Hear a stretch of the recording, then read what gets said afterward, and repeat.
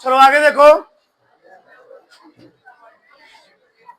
हम सब पढ़ रहे थे रासायनिक बलगति। क्या पढ़े थे? रासायनिक बलगति, केमिकल काइनेटिक्स।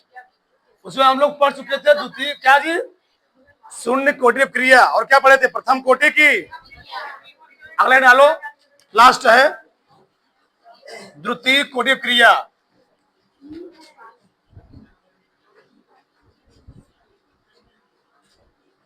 द्वितीय कोटि क्रिया,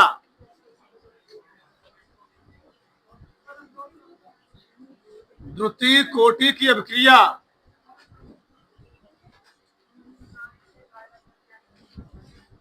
सेकेंड ऑर्डर रिएक्शन,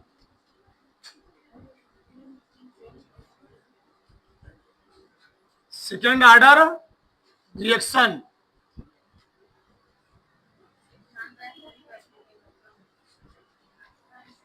हमने पढ़ाया क्या जी?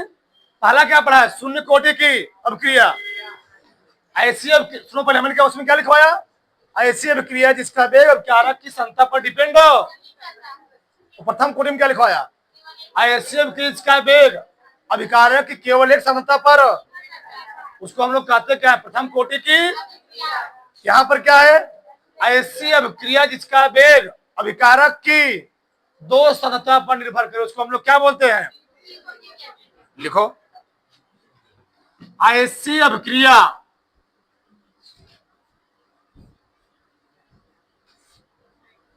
ऐसी अभिक्रिया जिसका वेग जिसका वेग जिसका वेग अभिकारक की दो सांद्रता पर, सांद्रता हम लोग कहते हैं मोल। लिखने क्वेश्चन में कहा दूंगा तुमको, मोल या अणु, मोल या अणु सही रहेगा। ऐसी अभिक्रिया जिसका वेग अभिकारक की दो सांद्रता मोल या अणु पर निर्भर करता है, द्वितीय कोटि क्रिया कहलाती है।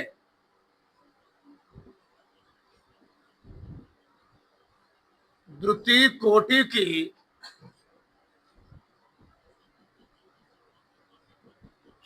अभिक्रिया, द्वितीय कोटि क्रिया कहलाती है। ठीक, तो ऐसी अभिक्रिया जिसका वेग अभिकारक की दो सांद्रता यानी मोल या अणु पर क्या करती है? डिपेंड करती है, उसको हम लोग कहते क्या है? द्वितीय कोटि की अभिक्रिया। अच्छा यहां ध्यान समझो, क्या है मतलब? जो अभिक्रिया का वेग होगा, बोलो मत, जो अभिक्रिया का वेग होगा वह अभिकारक के कितने सांद्रता के अनुपाती होगा? कितने घात के? दो घात के अनुपाती होगा। कितने घात जी? दो घात के। यानी ऐसी अभिक्रिया जिसका वेग अभिकारक की दो सांद्रता पर डिपेंड करती है, उसको हम लोग कहते क्या है? द्वितीय कोटि की अभिक्रिया। तो दिखाते तुमको कैसे, तो देखो यार, अगर हम बात करें, ये क्या है? Hydrogen peroxide. तो हाइड्रोजन परऑक्साइड क्या बन रहा है? जल और ऑक्सीजन के नहीं, ये क्या है? Nitrogen pentoxide. क्या बना? Nitrogen dioxide. और क्या बना? ऑक्सीजन बना। अब तो कैसे? अगर मान लो हमको पहले वाले का वेग लिखना हो, पहले वाले क्रिया का वेग, तो वेग क्रिया हम लोग लगाते हैं क्या लगाते हैं? के कंसंट्रेशन। अभिकारक में कई मिला है? एक मिला। इसके कितने अणु है? कितने अणु जी? H2O2 कितने अणु है? मोल है। कितने मोल है? अणु क्या होता है? जो आगे संख्या लगी होती है। कितने मोल है बताओ? 2 मोल है। बताओ n का मान कितना हुआ? तो कई कोटि हुई? 2 कोटि हुई। कई कोटि हुई? 2 कोटि की। इसका वेग कितना है?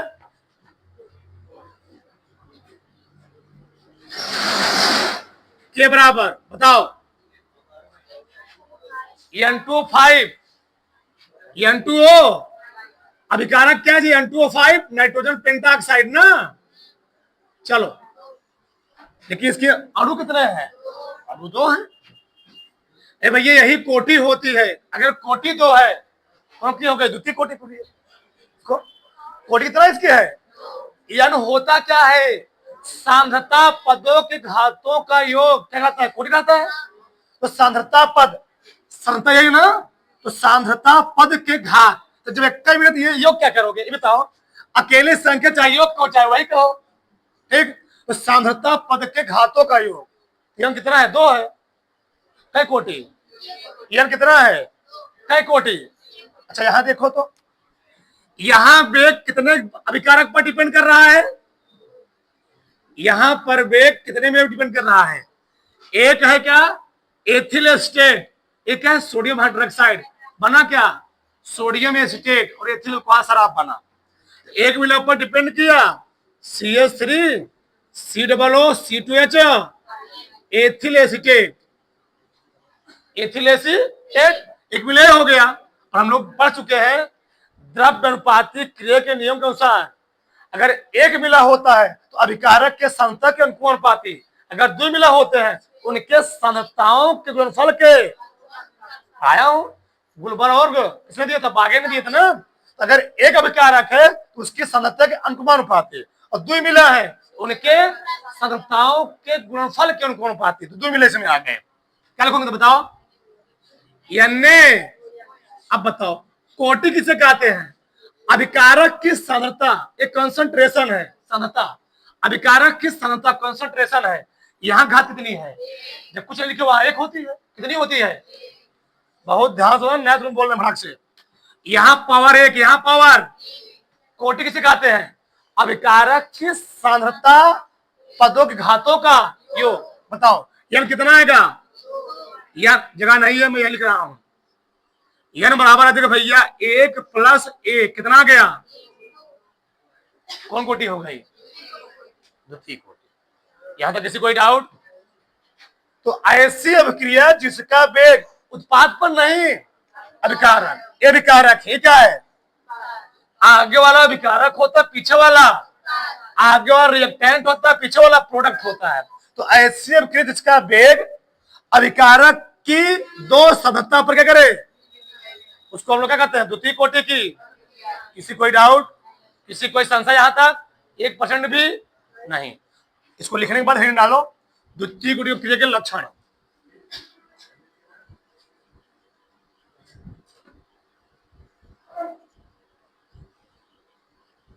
द्वितीय कोटि की अभिक्रिया के द्वितीय कोटि क्रिया की विशेषताएं,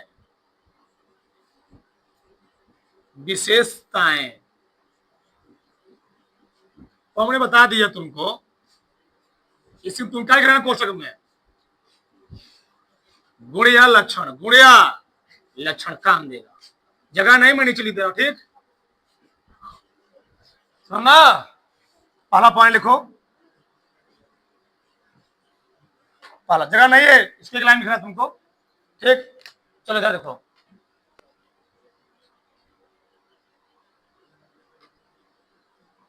पीछे बढ़ जाओ, पीछे पीछे बढ़ जाओ। द्वितीय कोटि, द्वितीय कोटि की, द्वितीय कोटि की अभिक्रिया के वेग स्थिरांक का व्यंजक, यही सबसे मेन को ध्यान रखना, चैप्टर सबसे मेन यही पार्ट है। वेग स्थिरांक का व्यंजक निम्नवत होता है, निम्नवत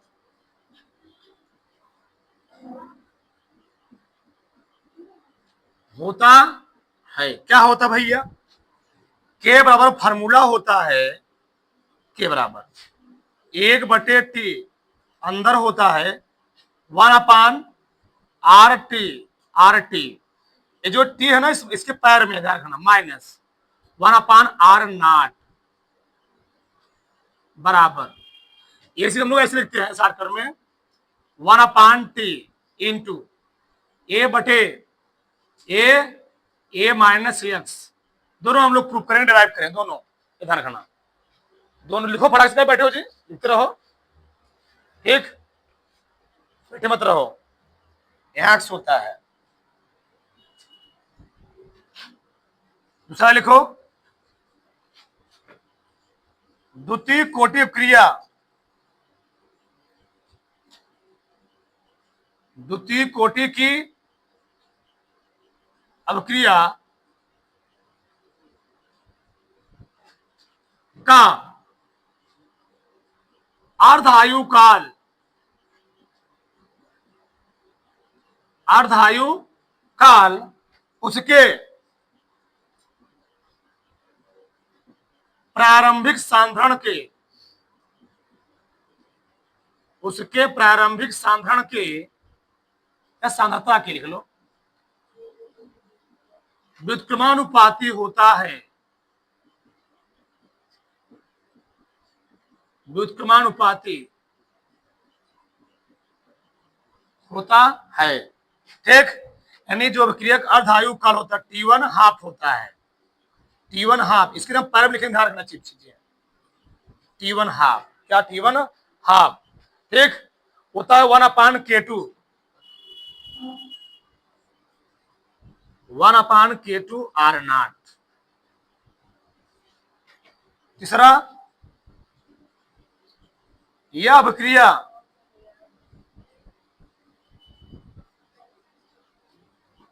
अभिक्रिया कभी पूर्ण नहीं होती है, कभी पूर्ण, यह अभिक्रिया कभी पूर्ण नहीं होती है। हमने द्वितीय कोटि क्रिया के वेग स्थानांक मात्रा लिखवाया, बोलो क्या लिखवाया था, बोलो फटाक से,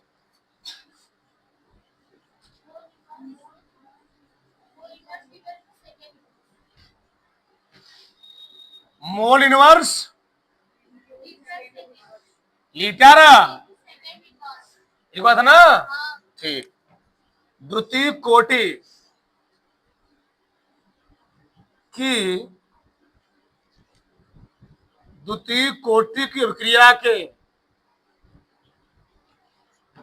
वेग स्थिरांक का मात्रक, वेग स्थिरांक का मात्रक mole inverse, mole inverse litre into second inverse होता है, होता है।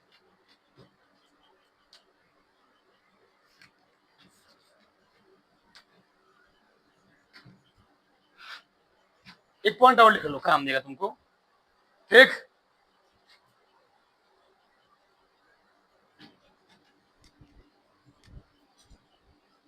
इस अभिक्रिया में,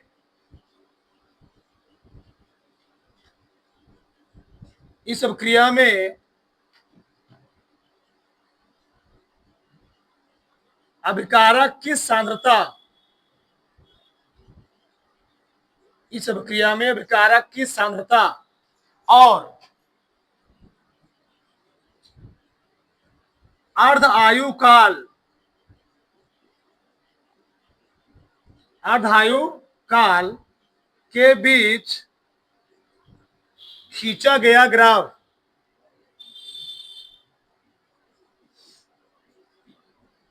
खींचा गया ग्राफ एक सरल रेखा होता है, एक सरल रेखा होता है।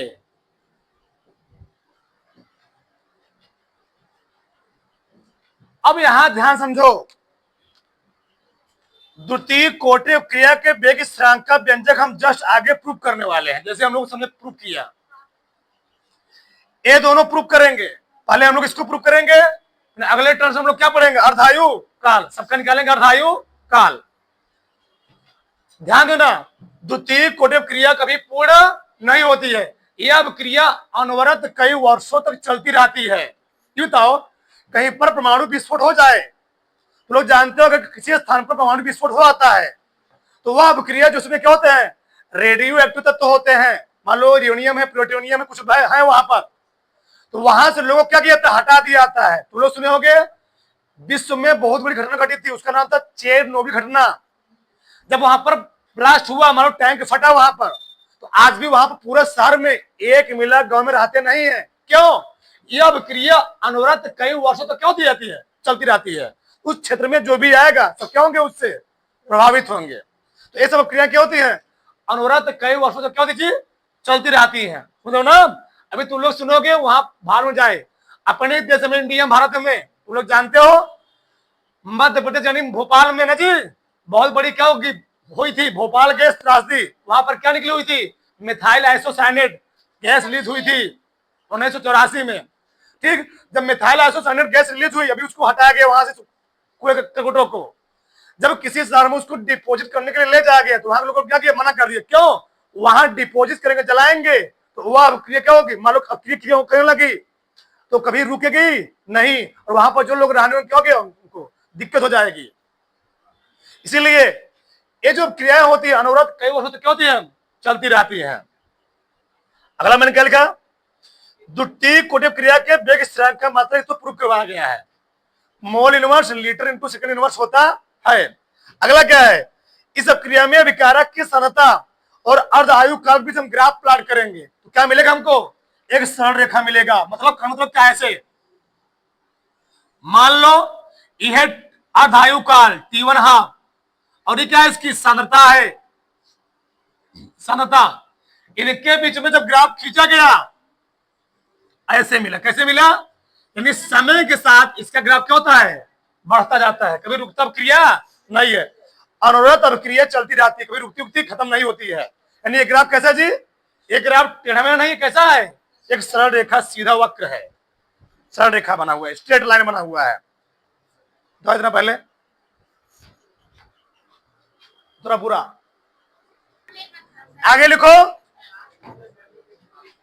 पहला वाला हम लोग आज प्रूव कर ले रहे हैं, दूसरा वाला चलो लिखो। अगला द्वितीय कोटि के की लिख लो, द्वितीय कोटि की अभिक्रिया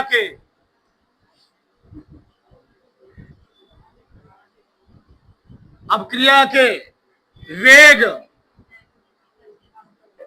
वेग स्थिरांक, और सुन लो यहीं पर, ये तुम्हारे सिलेबस में नहीं है।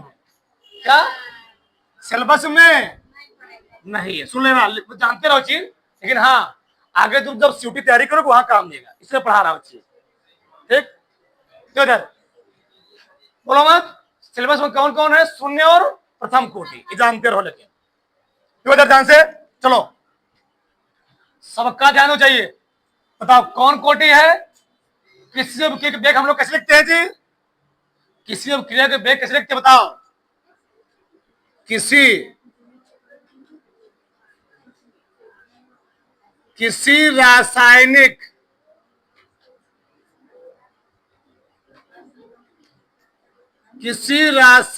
अभिक्रिया का वेग, सबका ध्यान इधर, कैसे लिखते हैं बोलो फटाक से, माइनस डी कंसंट्रेशन अपान dt बराबर के कंसंट्रेशन आर की पावर। हमने बोला था एक ही अभिक्रिया से हम सबका निकाल लेंगे। अब सबका ध्यान इधर होना चाहिए, सबका ध्यान। चलो बहुत इंपॉर्टेंट है, भी ध्यान रखना। बताओ कौन कोटि क्रिया है, द्वितीय कोटि, एन का मान कितना होगा, द्वितीय कोटि, यहां लिख देता हूं,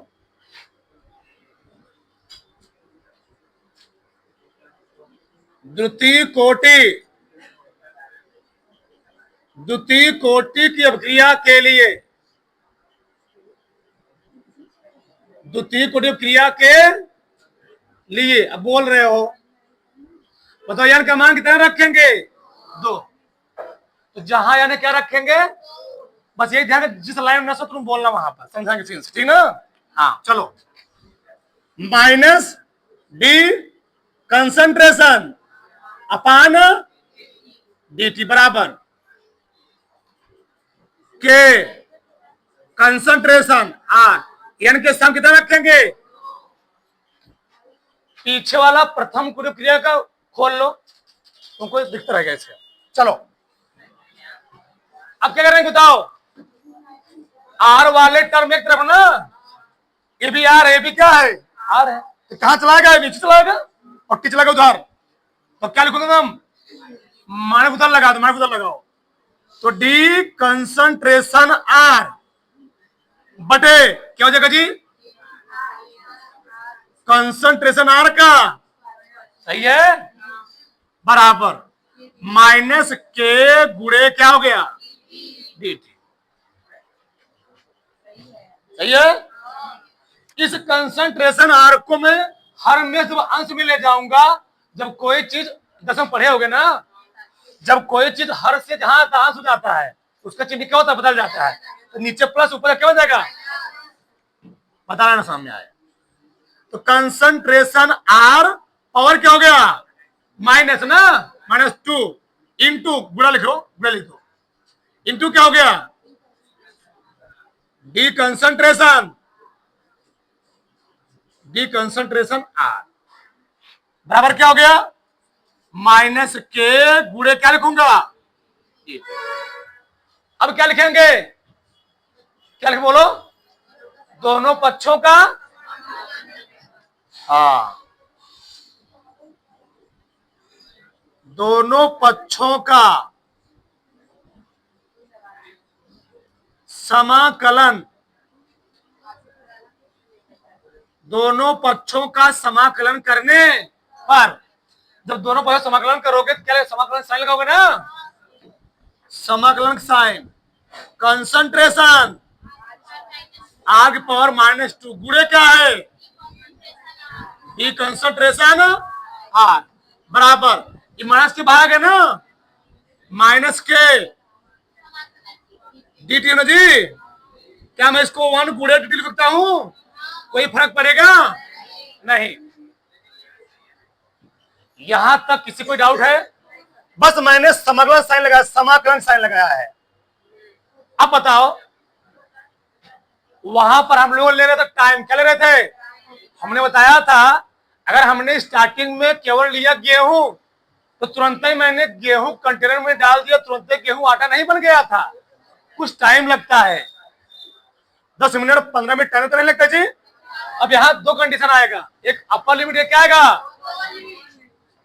एक बार हम लोग निकालेंगे किस पर? T1 पर। एक बार क्या निकालेंगे? तो T1 बराबर एक बार 0 और T2 क्या लिखेंगे? T लिखेंगे। इसी प्रकार से R1 क्या लिखेंगे? R1 लिखेंगे R0 और R2 क्या लिखेंगे? बताया था ना, समय T बराबर 0 पर जो सांद्रता होगी पूरा गेहूं गेहूं ही रहेगा, और जैसे टाइम कुछ बीत जाएगा, जैसे टाइम बीत जाएगा पूरा जो अभिकारक होगा गेहूं जो होगा कैसे बदल जाएगा? उत्पादन। उत्पाद क्या हो गया? आटा। एकदम बढ़िया उदाहरण था वो। चलो, यह लोअर लिमिट क्या है? लोअर लिमिट लिखते हैं पैर में, अपर लिमिट लिखते हैं सिर में। ये लोअर लिमिट क्या है? ये लोअर लिमिट क्या है? लगाओ, जहां टी है टी की तरफ ये लगाओगे, जहां सांद्रता ये लगाओगे, तो लगाओ। क्या लिखूंगा बताओ? लोअर कितना है जी? R0। क्या है? अपर क्या है? RT। यहां क्या बोलो? कंसंट्रेशन आर पावर माइनस गुणे डी कंसंट्रेशन। सही है, पूरा वही चीज दिया है, बस लिमिट लगाया गया है। लिमिट, चल लिमिट, एक मिनट, हम लोग लिमिट क्यों लगाते हैं?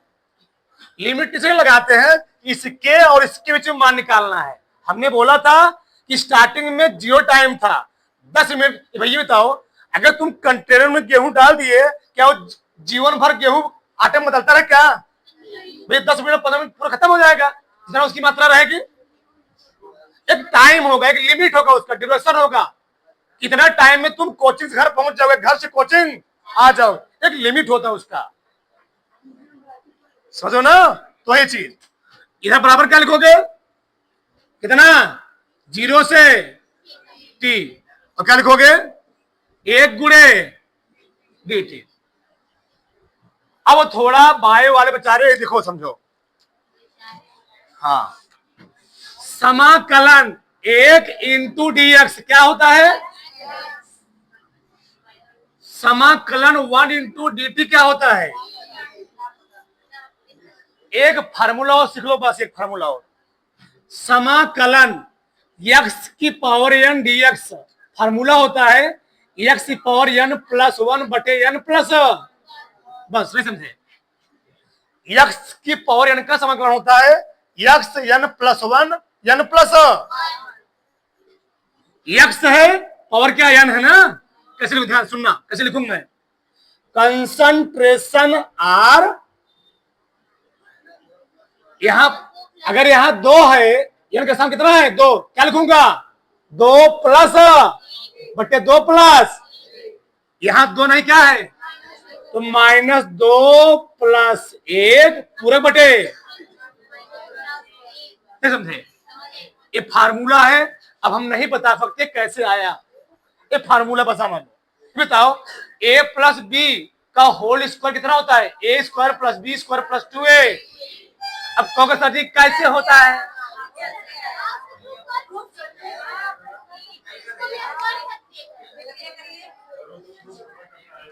हो गया, लिमिट कहां से करना लगाएंगे, आर नॉट से आर, फिर से बात समझ लो, x की पावर n का समाकलन क्या होता है, x की पावर n प्लस 1 बटे n plus, x power minus था ना, -2 प्लस 1 बटे -2 प्लस, इधर देखो इधर 1 इंटू dx क्या हुआ, तो 1 इंटू dt क्या होगा, t होगा, और लिमिट पहले अंदर का हल करो थोड़ा सा, इधर देखो, तो अंदर वाला मैं यही हल करूँ, उधर मैं हल कर दे रहा हूं, देखो अंदर क्या लिखा है, कंसंट्रेशन -2 प्लस बटे -2 प्लस, बहुत लंबा हो जाएगा ना इसीलिए, सुनो पहले बताओ क्या लिखोगे जी, -2 में से घटाओ, कंसंट्रेशन माइनस, यहां क्या आएगा -1, सही है, -2 प्लस 1 -1, -2 प्लस 1 -1, ये बताओ हेयर लगा ऊपर माइनस, इस माइनस को हम कहां ले चले जा रहे हैं, नीचे नीचे, तो हो जाएगा -1 अपान कंसंट्रेट, बताओ यहां तक कोई डाउट इस लाइन में, -2 प्लस 1 -1, -2 प्लस 1 -1, यहां था माइनस, अगर कोई चीज हर से अंश में जा रहा है तब वो चिन्ह बदलेगा, और अंश से कहां रहा है ऊपर माइनस, नीचे क्या हो गया, तो इतना को मैं डायरेक्ट नहीं लिख सकता हूं, नहीं लिख सकता हूं, तुम अपने हिसाब लिख लेना, लंबा बहुत लंबा हो जाएगा ये, ठीक, मैं डायरेक्ट लिखूं, ठीक ना, क्या लिखूं बताओ, माइनस को मैं बाहर निकाल देता हूं, -1 अपान कंसंट्रेशन r, और लिमिट कहां से कहां तक है, बराबर, अब इसे एक बार लिख लो, अच्छा एक बार लिख लो, अब बताओ लिमिट को रखना बताया हूं ना, पहले r के सम रखूंगा, पर लिमिट क्या रखूंगा, फिर क्या रखूंगा, पहले रखोगे अपर लिमिट ना, एक चीज तुम लोग गलती करा रहे हो, यहां क्या था माइनस था, क्या था, बोल नहीं रहे कोई भी, मैं करा हूं, बस सब लोग सुन रहे हो, यही तुम लोग गलती है, ध्यान, बस सम मिला देख रहे हो, बोल कोई नहीं रहे हो, यही तुम लोग अंदर गलती बहुत बड़ी होती है, ध्यान रखना धरती पर। चलो चलो, माइनस माइनस क्या हो गया, माइनस माइनस कट गया, रखो, आर के सामने क्या रखूंगा, 1 कंसंट्रेशन आर माइनस नदी 1 कंसंट्रेशन बराबर क्या हो गया, के क्या रखोगे एक बार, टी माइनस क्या रखोगे, 0। तो आराम मान के कंसंट्रेशन हटा दो, कोई दिक्कत नहीं। बताओ हम लोग निकाला किसका मान है जी, निकालना है के का मान। जब के का मान निकालो टी कहां से जाएगा, तो 1/T कोष्टक में 1/R T माइनस 1/। पन्ना खोल लो, विशेषतम पहला पॉइंट देखो, यही तक नहीं था, पन्ना खोल लो, विशेषतम पहला पॉइंट देखो, यही तक नहीं था, इतना। अभी आगे में एक चीज और लिखा हूं, वो भी मैं प्रूव कर दूं, इसको डालना पड़ेगा तब। हाँ चल उठा लो, पहले एक बार उठा लो, उतारो थोड़ा बड़ा से, इधर देखो, इधर एक बात जान लो, इधर सुनो तुम लोग, अगर कोई क्रिया है, मान लो आर से क्या बन रहा है, पी बन रहा है, अगर कोनो क्रिया है आर से पी बन रहा है, तो टी बराबर 0 पर, टी बराबर 0 पर जो विकारक की सांद्रता होती है हम लोग लेते हैं ए, क्या लेते हैं, ए। अब प्रोडक्ट सुनो पहले, टी बराबर 0 पर सांद्रता इसकी होगी है, लेकिन हमको उस टाइम में कोनो गेहूं आटे में डाला नहीं होता है, तो पूरे क्या मिलेगा हमको, 0। लेकिन जैसे जैसे टाइम बीतेगा वैसे वैसे गेहूं क्या होगा, घटेगा ना जी। अभिकारक की मात्रा क्या होती है, टाइम बढ़ने के साथ अभिकारक की मात्रा घटती है, उत्पाद मात्रा क्या होती है, यानी जैसे टाइम मान लो बढ़ गया, टाइम हो गया टी, हो गया टी टाइम पर, मतलब 8 सेकंड के बाद 5 सेकंड बाद हो गया, तो जो अभिकारक की मात्रा होती घट जाती है। पहले कितनी मात्रा थी, पहली मात्रा थी, अब कितना जाएगी थी, ए माइनस एक्स। हाँ नहीं यही मानते, कोई दिक्कत नहीं, कोई दिक्कत नहीं है, ए माइनस एक्स, इसकी मात्रा घट गई ना जी। अब इसकी मात्रा कुछ लिख सकते हो तुम, ठीक ना, मतलब एक्स कितना होगा, एक्स हो गई, जोड़ोगे क्या गया, एक्स जाए, एक क्या गया जाए। अब हम लोग कैसे निकालेंगे, अभी हम लोग निकाले था ना, यानी जो सुनो बोलो मत, यानी जो आर नाट है, यानी आर नाट क्या है, अभिकारक की प्रारंभिक सांद्रता, तो अभिकारक की प्रारंभिक सांद्रता कितनी बताओ, ये है, और टी टाइम बाद ये क्या है, टी टाइम बाद अभिकारक की सांद्रता कितनी हो गई, तो जहां आर नाट है वहां क्या रखना है, जहां आर टी क्या रखना है, रखो, लिखना तभी, के बराबर 1/T, 1/, क्या है, R T minus 1/R not, R T नीचे ध्यान रखना, इसके पैर में है, चलो 1/T, आर टी के स्थान क्या रखेंगे, ए माइनस एक्स, माइनस इसके स्थान क्या रखेंगे, एलसीएम हो गया ना, 1/T, कितना एलसीएम हो गया, ए माइनस, इसमें इससे भाग दोगे, ए माइनस एस कट जाएगा, ए माइनस कौन बचेगा, ए माइनस, इतना जानते होगे, 12 में पढ़े जानते होगे, 1/T,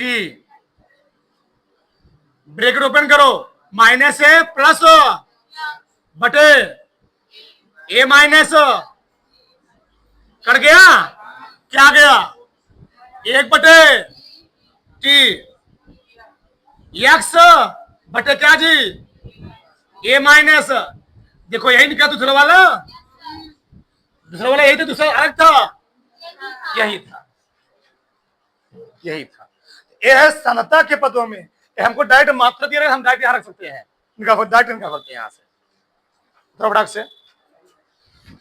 इस चैप्टर में डेरिवेशन थोड़ा क्या है, ज्यादा है।